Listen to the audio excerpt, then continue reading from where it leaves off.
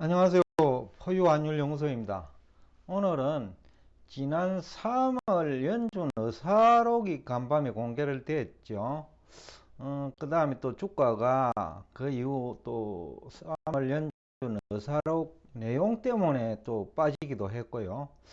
그래서 오늘 이 주제를 가지고 나왔고, 또 일부 언론 기사를 보면 미국 재무부 장관은 연말까지 침체가 없다고 하는데, 또 연준은 경기 침체한다라는 얘기를 또 하고 있고, 그래서 오늘 이 주제가 의미가 있지 않나 싶어서 여러분과 대화를 나누고자 합니다.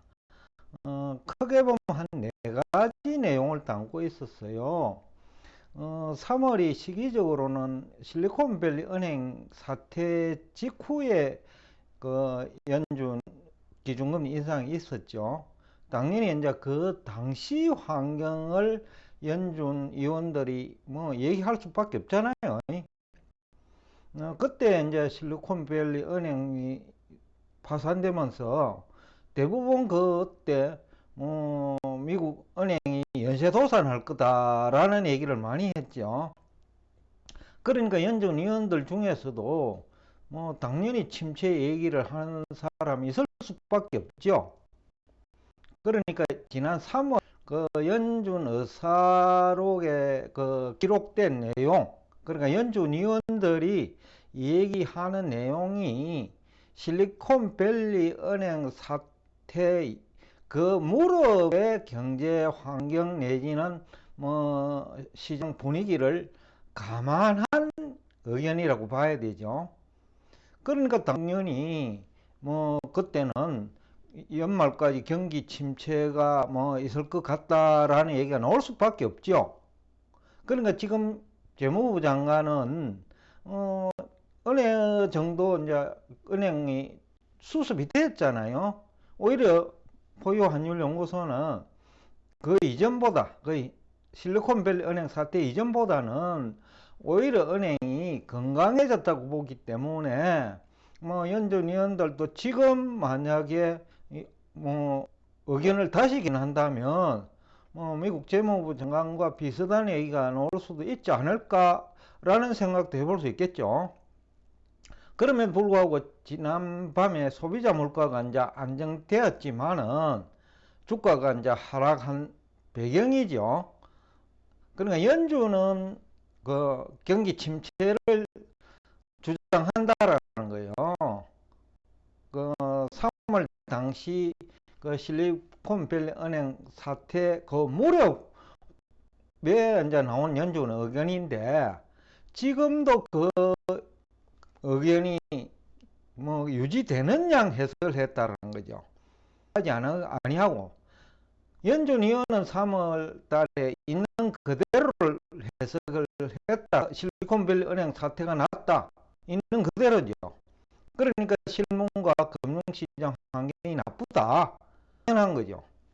근데 지금은 이제 그 실리콘밸리 은행 사태 이후에 미국 정부와 그다음에 예금보험공사 연준이 적극적으로 시장 실패에 대응을 했기 때문에 오히려 건강해졌단 말이죠. 그렇다면 재무부 장관의 의견이 그래도 아직까지는 그 경기 침체를 확인할 만한 증빙 자료는 없다라는 것이 아직까지는 유효하다는 거죠. 포유환율연구소가 볼 때도 고용 좋고 물가 안정 되고 있고 지난달보다요. 그러니까 아직까지는 큰 문제 없어요. 또 1분기 성장률이 2%대 중반보다도 오히려 좋을 것 같고, 그럼 재경부 장관 입장에서는 어떻게 보면 해석 바로 한 거예요. 있는 그대로. 일부 이제 경기 침체를 주장하는 다수 은행이죠. 은행들은 지금까지 경기 침체 배팅 했단 말이죠. 그 JP 모간도 마찬가지고, 그 다음에 간밤에 연준 의견을 강조하는 사람도 경기 침체 배팅 했단 말이죠. 그러니까 연준 공개되자마자 옳거니 하고 경기 침체다 하고 가면서 금리 하락을 이제 붙들고자 하는 거죠. 금리 상승을 막아보고자 하는 그 의도가 깔려 있는 거죠. 뭐 최근에 JP 모간도 비슷한 얘기를 했죠. 지난 토요일 날 세미나에서 그 얘기를 했는데 무슨 뜻인지 아실 거고요. JP 모간도 비슷한 얘기를 했다는 거죠. 금리 안정을 위해서 그런 발언을 했다는 겁니다. 그 다음에 두 번째, 그 당시니까 3월 경이니까 실리콘밸리 은행 사태 직후죠. 고용 및 경기에 미치는 영향까지 감안한 통화정책으로서는 당연히 이 얘기 해야죠. 그 무렵이니까. 그러니까 그 당시에 금리 동결 주장도 있을 거고, 그 다음에 물가가 그래도 그 당시에 높았으니까 뭐 0.25% 인상은 하자. 당초에는 0.5% 인상하고 싶었는데 실리콘밸리 은행 사태가 발생했으니 고용이나 경기에 미치는 영향까지 감안해 가지고 뭐 0.25% 인상하자 이 얘기죠. 근데 지금에 와서 보니 그래도 아직까지 고용은 실업률도 또 더 낮아졌다라는 거죠. 그렇다고 하면 연준 의원들의 생각도 물가가 안정되지 않으면 또 추가적인 금리 인상 얘기도 나올 수 있다라는 해석도 가능하겠죠. 그리고 또 연준은 물가 안정을 위해서 경기 침체까지는 유도하지 않는다라는 것을 우리가 확인할 수 있겠죠. 그러니까 고용 및 경기에 미치는 영향까지 감안해가 통화가 필요하다는 주장 자체가 물가 안정이 목표지만은 경기 침체단 연준의 생각이 여기에 들어있는 거죠. 그 다음에 뭐 연준 위원들이 지금에 와서 하는 얘기인데 은행 기간 불황이 없었다라면 0.25% 인상을 하지 않았고 3월에 0.5% 인상다 이런 얘기를 했거든요. 그러면 지금에 와서 은행 시스템이 이제 안정되고 있고 뭐 추가적으로 한두 개 부도날 수도 있어요. 워런 버핏도 그런 예상을 하고 있고 그럴 경우에는 연준 달라질 수 있다라는 것을 우리가 짐작할 수 있겠죠. 그 다음에 전체인데 그 매우 불확실한 경제적 환경, 그러니까 3월이죠. 실리콘밸리 은행 사태 직후니까 그 연준 정책은 유연해야 된다. 어떻게 보면 너무나 당연한 얘기 하는 거예요. 뭐 연준 위원이 아니더라도 누가 뭐 예상해 볼 수 있고 누구나 얘기할 수 있는 얘기를 연준 위원이 했을 뿐이에요.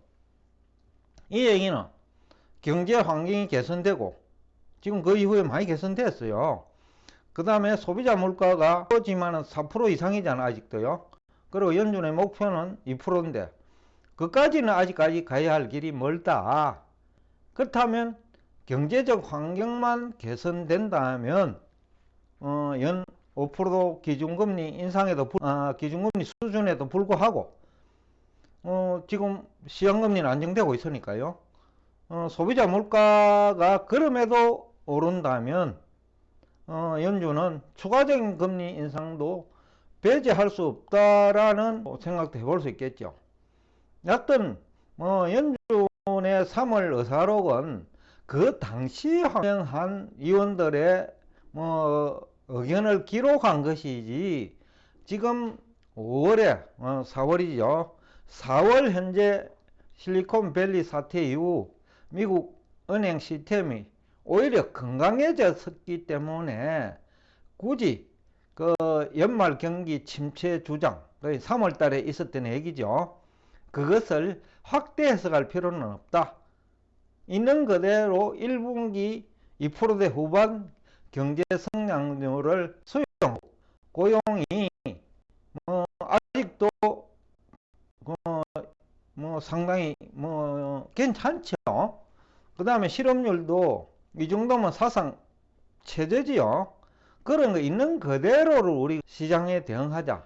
다만 포유 환율연구소가 지금까지 2분기까지는 침체라는 주장을 때문에 그러나 경제 성장률이라는 것이 지속적으로 매분기 2%대 유지는 어려워요. 왜냐하면 전분기보다 계속 그 좋은 쪽으로만 작용하는 건 아니고, 그렇다면 미국 경제는 뭐 GDP 규모가 1인당 국민소득도 10만 불 가는 거, 매 분기마다 지속적으로 2%대만 성장한다면, 그렇지 않기 때문에 그 미국의 1인당 국민소득도